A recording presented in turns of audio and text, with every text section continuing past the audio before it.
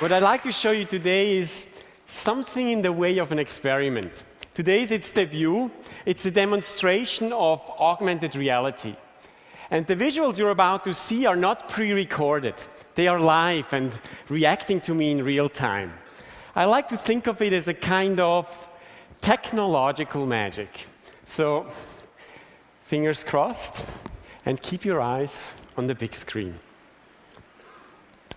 Augmented reality is the melding of the real world with computer-generated imagery. It seems the perfect medium to investigate magic and ask why in a technological age we continue to have this magical sense of wonder. Magic is deception, but it is a deception we enjoy. To enjoy being deceived, an audience must first suspend its disbelief. It was the poet Samuel Taylor Coleridge who first suggested this receptive state of mind. I try to convey a semblance of truth in my writing, to produce for these shadows of the imagination a willing suspension of disbelief that, for a moment, constitutes poetic faith. This faith in the fictional is essential for any kind of theatrical experience. Without it, a script is just words. Augmented reality is just the latest technology. And sleight of hand is just an artful demonstration of dexterity. We are all very good at suspending our disbelief. We do it every day while reading novels, watching television, or going to the movies. We willingly enter fictional worlds where we cheer our heroes and cry for friends we never had. Without this ability, there is no magic. It was Jean-Robert Houdin, France's greatest illusionist, who first recognized the role of the magician as a storyteller. He said something that I've posted on the wall of my studio. A conjurer is not a juggler. He is an actor playing the part of a magician. Which means magic is theater, and every trick is a story. The tricks of magic follow the archetypes of narrative fiction. They are tales of creation and loss, death and resurrection, and obstacles that must be overcome. Now, many of them are intensely dramatic. Magicians play with fire and steel, defy the fury of the buzzsaw, dare to catch a bullet, or attempt a deadly escape. But audiences don't come to see the magician die.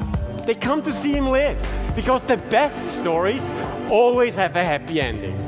The tricks of magic have one special element. They are stories with a twist. Now, Edward de Bono argued that our brains are pattern matching machines. He said that magicians deliberately exploit the way their audiences think. Stage magic relies almost wholly on the momentum error. The audience is led to make assumptions or elaborations that are perfectly reasonable, but do not, in fact, match what is being done in front of them. In that respect, magic tricks are like jokes. Jokes lead us down a path to an expected destination. But when the scenario we have imagined suddenly flips into something entirely unexpected, we laugh. The same thing happens when people watch magic tricks.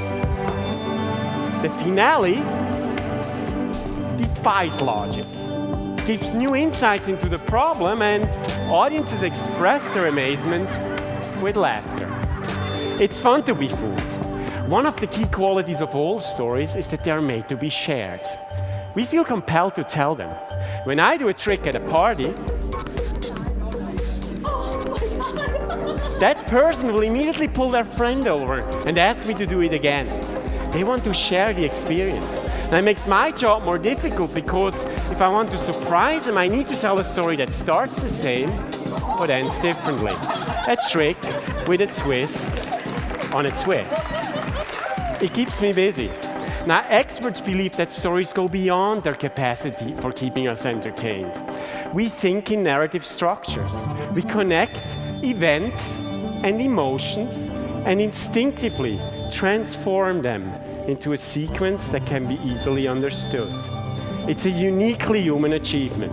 We all want to share our stories, whether it is the trick we saw at the party, the bad day at the office, or the beautiful sunset we saw on vacation. Today, thanks to technology, we can share those stories as never before by email, Facebook, blogs, tweets, on TED.com. The tools of social networking. These are the digital campfires around which the audience gathers to hear our story. We turn facts into similes and metaphors, and even fantasies. We polish the rough edges of our lives so that they feel whole.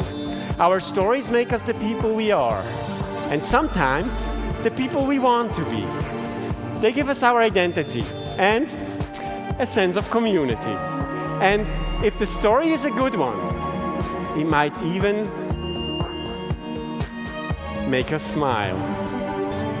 Thank you.